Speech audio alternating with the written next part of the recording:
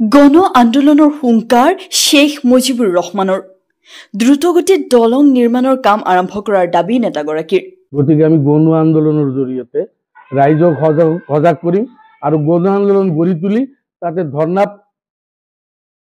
কাৰ্যসূচী গ্ৰহণ কৰি চৰকাৰক বাধ্য কৰিম যাতে উন্নতি পলমে ফুলকাটাৰী ব্ৰিজটো সোনকালে কৰে। ফুলকাটাৰী নদীৰ ওপৰত নৱনিৰ্মিত দলঙৰ লেহেমীয়া নিৰ্মাণ কাৰ্যক লৈ আন্দোলনৰ হুংকাৰ কংগ্ৰেছ দলৰ প্ৰভাৱশালী নেতা শেখ মুজিবুৰ ৰহমানৰ। নৱগঠিত বীৰ সিং জৰুৱা বিধানসভা সমষ্টিৰ ৰাস্তা ঘাট দলং কালভাৰ্ট আদিৰ দুৰৱস্থাই জলাকলা খুৱাইছে সমষ্টিবাসী ৰাইজক। গৰাখহনীয়াই কালৰূপ ধাৰণ কৰাত সমষ্টিবাসী ৰাইজে বিমূৰত পৰা পৰিলক্ষিত হৈছে। বীৰ সিং জৰুৱা বিধানসভা সমষ্টিত যাতায়াত ব্যৱস্থা, শিক্ষা, কৃষি, নিবনুৱা সমস্যা আদি এবুৰি সমস্যাই জমৰ যাতনা ভোগাইছে সমষ্টিবাসীৰ জনতাক, যাৰ ফলত সমষ্টিখনৰ জনদৰদী নেতা শেখ মুজিবুৰ ৰহমানে মুখ খুলিছে সমস্যাৰ ওপৰত। কেতিয়া সমাধান হ'ব সমষ্টিখনৰ জ্বলন্ত সমস্যা? বীৰ সিং জৰুৱা বিধানসভা সমষ্টিৰ এবুৰি সমস্যাক লৈ কি ক'লে 2026 চনৰ বিধানসভা নিৰ্বাচনৰ কংগ্ৰেছ দলৰ আশাবাদী প্ৰাৰ্থী শেখ মুজিবুৰ ৰহমান, সেয়া আমি শুনাই লৈছো। News desk report, D-Live 365। আসসালামু আলাইকুম, নমস্কাৰ। মই ভাবাত 2026 যিটো ইলেকশ্যন আহি আছে, এই ইলেকশ্যনত ৰাইজৰ যিটো মতামত, সেই মতামত হিচাপে গোটেই অসমত এটা কংগ্ৰেছ দলৰ এটা ঢৌ উঠিছে।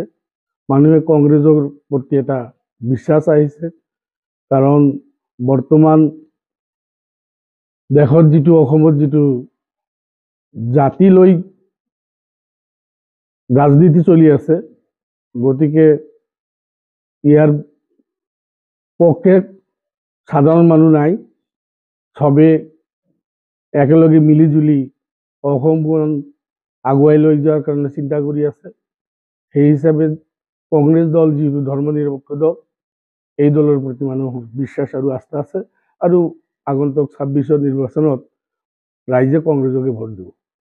মই হয়তো বীৰ সিং জৰুৱা সমষ্টিৰ এজন ভোটাৰ বা মানুহ, সেই হিচাপে মই সমষ্টিত ঘূৰাত মানুহৰ বহুত সময়তে বহুত দিনৰ পৰাই মানুহৰ লগত মই জড়িত হৈ আছো।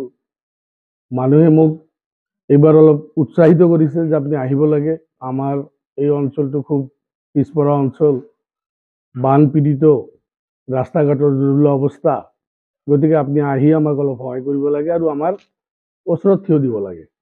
সেইকাৰণে ময়ো অলপ উৎসাহিত হৈছোঁ যে মই যিটো এজন বীৰ সিং জৰুৱাৰ মানুহ হিচাপে মোৰো কিবা কৰণীয় আছে। সেই উদ্দেশ্যে মোৰ জায়গাৰ স্বাৰ্থত মই কিবা কৰাৰ কাৰণে আশাবাদী। মানে মই যেতিয়াৰ পৰা মোৰ বুদ্ধি হৈছে তেতিয়াৰ পৰাই চাই আছো যে দক্ষিণ বীৰ সিং জৰুৱা সমষ্টিটোত বান গৰাখহনীয়াই বিধ্বস্ত কৰি আছে। মানুহক ঘৰ হাৰা কৰি দিছে। মানুহে বিদেশত যাই পেলাই আশ্ৰয় ল'ব লগা হৈছে। তাত যাই পেলাই মানুহ লাঞ্ছিত হৈছে, সিহঁতক বাংলাদেশী বনোৱা হৈছে। গতিকে এই মানুহখিনিক যদি এটা পাৰ্মানেণ্ট প্ৰটেকশ্যন থাকিল হয়, তেনেহ'লে মানুহখিনিৰ ঘৰ বাৰী নাভাঙিল হয় আৰু মানুহখিনি স্থানান্তৰ হ'ব লগা নহ'ল হয়। গতিকে মোৰ ইচ্ছা আছে, যদি দলে মোক বিচাৰে বা হাইকমাণ্ডে মোক যদি টিকিট দিয়ে আৰু বীৰ সিং জৰুৱাৰ ৰাইজে মোক যদি বিধায়ক হিচাপে নিৰ্বাচিত কৰে, তেন্তে মই প্ৰথমতে বীৰ সিং জৰুৱাত যিটো গৰাখহনীয়া প্ৰতিৰোধ, এইটো মই কৰিম আৰু এইটোৰ কাৰণে মই দীৰ্ঘম্যাদী প্লান লৈ যিকোনো অৱস্থাতে হওক এইটো প্ৰতিৰোধ কৰিম বুলি মোৰ প্ৰতিজ্ঞা। লগতে যিটো বাহিৰ চালমাৰা ZPS আছে, তাতে প্ৰায় 10টা মানে জিপি আছে। সেই জিপিৰ কানেক্টিভিটি নাই। যেনেকুৱা ফুলকাটাৰী ব্ৰিজটো যদিও আদৰুৱা হৈ আছে, তাৰ কাম বন্ধ হৈ আছে। সেই মানুহবিলাকৰ যাতায়াতত খুব অসুবিধা হৈ আছে। মই প্ৰথমে চেষ্টা কৰিম সেই ব্ৰিজটোৰ কাৰণে ক্ষিপ্ৰতাৰে কাম কৰাৰ কাৰণে চেষ্টা কৰিম আৰু তাৰ আগতে এই 26 ইলেকশ্যনৰ আগতে সেই ব্ৰিজৰ কাৰণে মই ওপৰ মহলৰ ওচৰত দাবী জনাম আৰু লাগিলে ধৰ্ণা কাৰ্যসূচী আৰম্ভ কৰিম। পিছত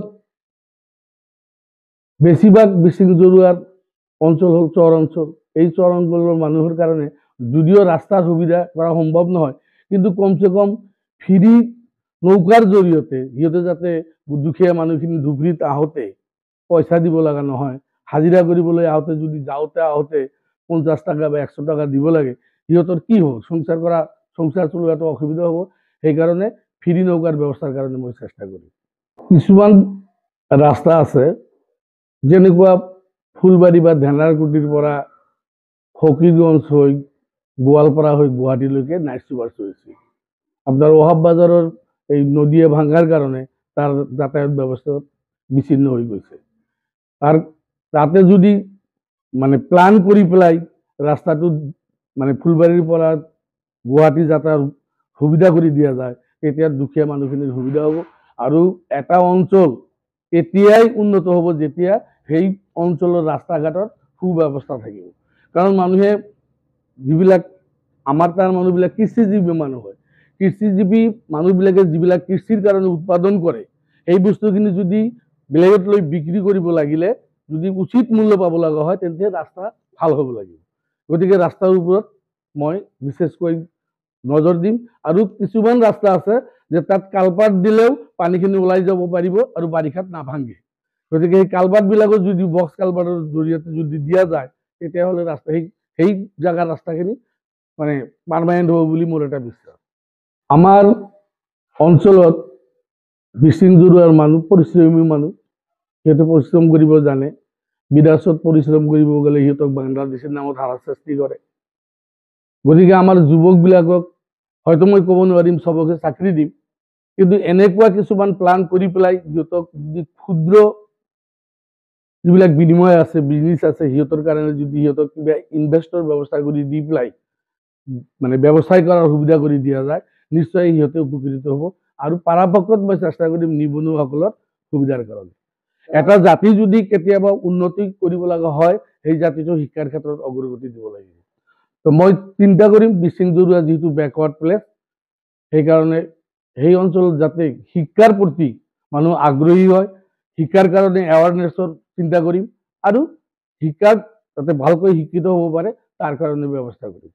মিচিং জৰুৱা অঞ্চলৰ মানুহৰ বৰ্তমান এটা সমস্যা দেখা দিছে, যিটো যুৱ প্ৰজন্ম, সিহঁতে কিছুমান নিষিদ্ধ বস্তুৰ প্ৰতি আকৰ্ষণ, যাতে সেই বস্তুবিলাকৰ পৰা মানে পৰিত্ৰাণ পোৱা যায়, তাৰ পৰা যাতে সিহঁতে বিৰত থাকে, তেনেকুৱা এটা এৱাৰনেছ কমিটি গঠন কৰি পেলাই এইবিলাকৰ কাৰণেও চিন্তা কৰিম, যাতে তাৰ পৰা এই যুৱক প্ৰজন্ম আঁতৰি থাকে।